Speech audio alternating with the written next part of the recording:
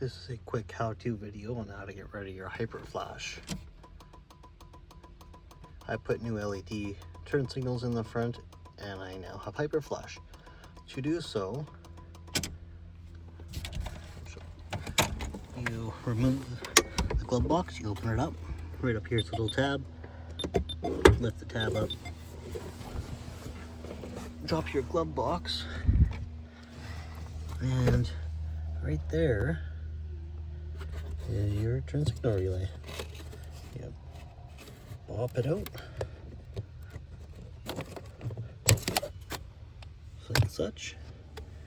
And I went to Napa and got a 4-pin to fix the hyper flash.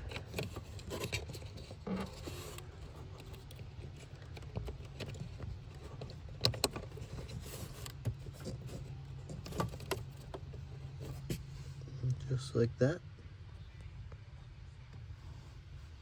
It should be fixed.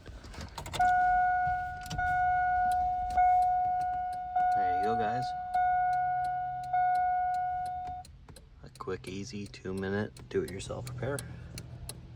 Part number is Napa EP-29L. You can get it on Amazon as well. And this is for a 2003